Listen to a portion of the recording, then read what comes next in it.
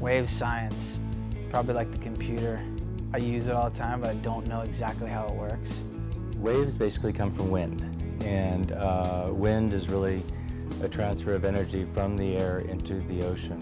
As a rule, the harder the wind blows for the longest period of time over the greatest distance of the ocean, which we call the fetch, then the bigger the waves will grow. That knowledge of wave science can really come in handy when you're going to do a trip, or if you're surfing around home. It's good to have a bit of knowledge as to what the sand's doing and how it's moving, and which banks are formed, and then depending on the swell direction that coming week or whatever, you can kind of plan on where's going to be good.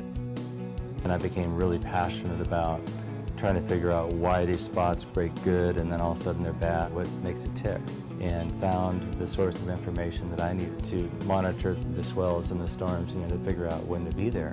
For years I just kept logs and match them back with an archive of charts, and reverse engineered it and figured out what kind of storms to look for when it was good, and developed my own kind of system of forecasting back in the 70s. That was just like magic, because I knew when the waves were going to be good, nobody else did. That's great. Especially now in the internet age, there's all these variables that come into play, and you check the buoys, you check, WAM charts and blah, blah, blah. And we all think that we're pretty on it, but I'll probably be the first to tell you that I think I know more than I actually do. From here in the office now, with the tools that we have on Surfline, we can go anywhere in the world and figure out the swell. We've got the marine charts, with all the bathymetry to really analyze the bottom and even run it through a computer model to see how the waves will refract and where they're going to be bigger. That information is there if you'd really like to know in advance. I use my knowledge every single day, especially not only for the magazine to get our photographers in the right places in the world, but for my own personal, selfish reasons to get the best waves I can. The policy before was you just go get a crew of surfers and a photographer, go somewhere and just hang out for 2 weeks and hope. We reversed that strategy. Basically, we just wait until we saw something good, we'd send them, they get it, then they come home, and just save a tremendous amount of money.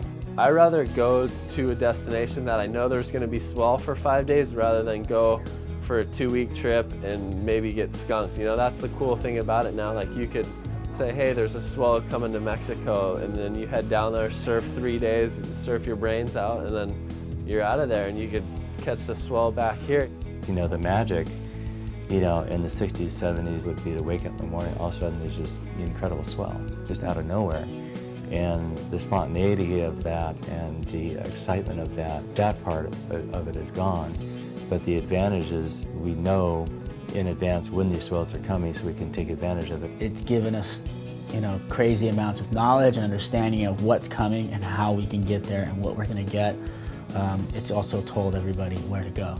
Love-hate relationship with the swell forecaster for sure. I always have to remind myself that you're dealing with nature. There's a reason why they call it nature, because you can't predict it.